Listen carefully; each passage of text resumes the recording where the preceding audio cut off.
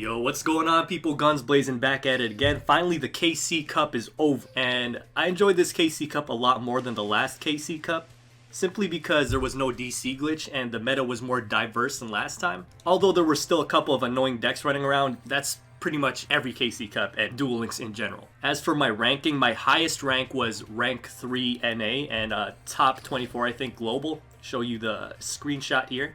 I can't show you my current ranking, but I will say that I did drop from the top 3, even the top 10, I dropped out from it. There was a meta shift on day 3, and it's simply my fault that I couldn't adapt to the different meta. Pretty much went on a losing streak, and I ended up dropping a lot of points, even to the point where I'm below 40,000. So yeah, I was top 10 for most of the KC Cup, but unfortunately, your boy couldn't keep it up for the full duration. You know, it's all good. Enjoyed my time there, enjoyed the opponents. There were some really spicy decks that I got to see. Some good quality duels in there, so your boy's satisfied with that. The decks I played to get to my highest point were this wallet control deck. Shout out to Timmy and Tutpup. You might have seen me running a version of this deck before with sleight of hand instead, but switcheroo is better because it pairs up well with volcanic shell, and it's kind of reminiscent of how you could get a +1 from Thunder Dragon because you put it back into the deck and you pull it out again. But the switcheroo gives you a new card from the deck. So yeah, the reason this deck succeeded was mostly because it does well against Cyber Angels. It's almost auto win against Cyber Angels, and it's pretty decent against Gladiator Beasts, both of which were popular on the first and second day. And another deck I was playing in the 40,000 range is this Last Gambage Red Eye Zombie deck. Once again, shout out to Timmy for this one. He's the one that suggested it to me, and it got me a pretty good win rate actually. Not only that, but it was pretty fun being able to play Last Gambage in a KC Cup meta. And the reason it actually did okay is because a lot of people were running straight to the Grave Red Eyes on the second and third day. So with Last Gambage, you pretty much piggyback off their field spell, while at the same time you have that last gamble to be able to pop off and get that extra boost over your opponent. Your deck is already thinned out by Gazuki, Samurai Skull, and Red Eyes Insagio, so by the time you gamble it up, you're going to have a high chance of gambling into your cheese play and your storm. So yeah, so without further ado, enjoy the clips, my boys, have yourselves a good one, and this is Guns Blazing, signing out. Alright, so first up we got Last Gambage Red Eyes, and this was one of my favorite duels throughout the cup. Had some beautiful plays here. The starting hand is trash though. I picked up Red Eye's Insight, but I already have my 2 spirits, so it's dead for the rest of the match. I go ahead and set these spirits, hoping that he didn't have a second Electro to pin the second one, but he did, so I'm kind of screwed. And of course I can't chain it because I don't have Red Eye Zombie out. But I go ahead and mill out that Samurai Skull so I can get Red Eye Zombie out if I choose when he destroys my Gazuki. He does, but I decide here that I'm not going to do that, because he can Snipe Hunter my Red Eye Zombie when it hits the field. So I'm not going to risk that dice roll, that 2 in 3 chance of him destroying my Red Eye Zombie. I'm just going to use Bacon to protect me. And on my turn, I'm going to Gambage it up, drop that Insight and the Econ. Only roll a 2, but it's all good. I got everything I need. With that Gazuki, I can run that cheese play, Econ to Kaj. By the way, I have a read on this card because it doesn't have an activation prompt when I summon stuff. So my read is Wall of Disruption. I go ahead and pin that. With his own Electro, Suicide Electros, Make him Kiss, and I attack into the Snipe Hunter, which further solidifies my suspicion that this is Wall of D because it was poppable on attack declaration, but he chose not to use it because Snipe Hunter still won't stand up to Red Eye Zombie even after the Wall of D. So he just summons Electro, pins another card down. I got that Storm Maggio, and yeah, chain Red Eye Spirit to get my Red Eye Zombie out, and that should be enough for game. So yeah, even though you got 2 Electros pin your back row, it's still not game over. Alright, so here's a Snipe Hunter deck that got me to my highest DP throughout the KC Cup. And we're facing balance here, but we notice that there's no extra deck. Meaning Can't Be Glads, 90% of the time this is going to be Cyber Angels. And so your boy leads off with Volcanic Shell Econ, because I don't want to get either of these monsters like Dakini. And Volcanic Shell is still useful in the grave because it can pull out other Volcanic Shells. Anyways, she goes Hymn of Light turn 2. Notice that she's sacking 2 Searchers.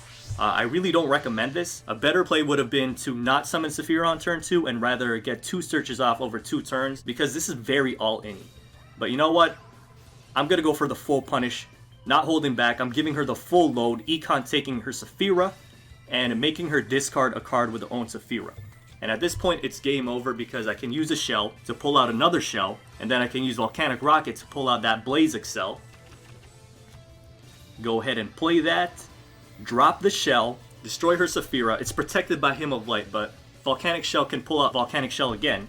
Notice that switcheroo is available now, but I don't need to use it. Rather, I'm just gonna pop off on the Saphira once more, and I can't attack because Blaze Accelerator's effect, but next turn I can. So she ends up entering her scoop phase before her draw phase. Alright, so up against straight to the Grave Bonds, and I lead off with a pretty bad starting hand, but again, I just set that shell, because if he destroys it, then I can pull more shells from the deck. This right here is already a misplay because he set 3, and straight to the Grave Bonds always run Storm. Always. If they're not running Storm, then there's no reason to be running this skill over Beatdown or Tie That Bind. So the thing is, if I set just one back row, he's going to have to sack at least 2 of his back row just for that one spell, as well as his field spell. I summon Electro, but he floodgates it. He goes off with his Samurai Skull. Attacks my shell. And this is what I was waiting for. Just setting that Wall of Disruption. He's got a full back row, so there's no way he's gonna storm out just for one back row. And if he does, he sacrifices all of this for it. So he summons his Red Eye Zombie, which is actually better for me, because now I can use Wall of D, and he's completely screwed, because his Red Eye Zombie is reduced to 1000 attack, can't get over my face down Electro, and although he can't switch back to attack mode, he can pin both back row. And now my Snipe Hunter is gonna pop off, Volcanic Shell pulling out the other Volcanic Shell, and both back row are pinned, but I'm just going to go for the second one because I plan on cheese playing with this floodgated Electro. Go ahead and take that from him. No Bacone in the grave, and so that's GG. Alright, so this one's up against Gamebreaker, and I believe he finished top 2 in his region, same region as Miguel Jokers. Anyways, huge props to both of these Bajos. They be running spicy decks in the KC Cup, and it got them far. And that's one thing I failed to realize, that the top meta decks will get you far, but eventually people will adjust to them and they will start playing them too. So then you'll have more mirror matches which turn out to be coin flips, and you got a bunch of people with cards teched in and know how to play around your deck. But this guy's running some 30 card heat that nobody knows about with Grass Looks Greener, and they don't know how to deal with that. They know how to deal with the meta eventually, but they will not know how to play against this. Anyways, I don't know why I saved this replay, to be honest. Maybe it's because Snipe Hunter goes full cheese this game, but first he betrays me. I actually didn't know who Gamebreaker was at the time, but it turned out he was top 2 in his region. And so I go ahead and snipe off his back row, although he didn't chain it. The ones they don't chain tend to usually be more dangerous, because, you know, sometimes it's Wall of D. This time it turned out to be Powerful Rebirth, which is still a good card for me to destroy, because if he gets a magnet rolling with that, it's not going to look good for your boy. Anyways, I pop off on the third one, he chains it. It's Econ, but, you know, Snipe Hunter betrayed anyway, so it doesn't really matter.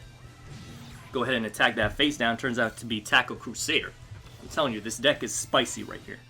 So I go ahead and pop off on the Wasteland, roll that 2, and that allows me to attack over the Tackle Crusader because it's no longer Wasteland boosted. He goes ahead and gets this mini Floodgate. Well, not really Floodgate because I can switch it back. I go ahead and Econ this.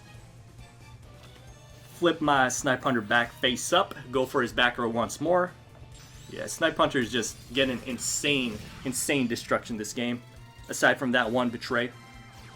So he goes Block Golem, fishes out both his Gamma and his Tackle Crusader, but I got that Wall of D, so he shortly enters that scoop phase. Alright, so last we got this Rex Wrap running that Dino Kingdom. And he goes ahead and sets 2, summons Glad Beast Andal. I'm guessing as a tech against Glad Beast. Because, you know, you can Econ take their stuff and then swap out into your Andal. But I'm going to go ahead and Blaze Excel that.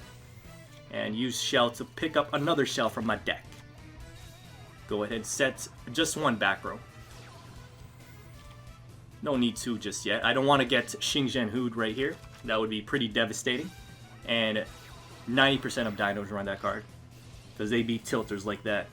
So I'm just going to Econ this bad boy, Evil Swarm Salamandra, which he did boost up with his Andagio.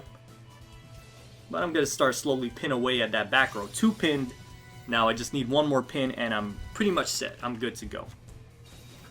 Again, I'm just going to set 1 back row, and here's where the Switcheroo Cheese +1 comes in, because I get to Switcheroo out the Volcanic Shell into another Electro, which gets me my last pin, but turns out he changed it. It's Mirror Wall. But this Volcanic Shell gets to pull out another Volcanic Shell. So basically I Switcheroo this in, got a Sergeant Electro for free, because I could get him back from the deck. And that's it. This boy enters his scoop phase as well. And that's going to be it for my replays from the KC. I honestly wish they added more replay slots because I had a lot more spicy duels after that one. I would have been able to show off a lot of the more closer duels, but these ones were just to show off the dominance of Snipe Hunter. But anyways, that's it from me. See you on the stream tonight, my bajos. Have yourselves a good one. And for the second time in one video, this is Guns Blazing, signing out.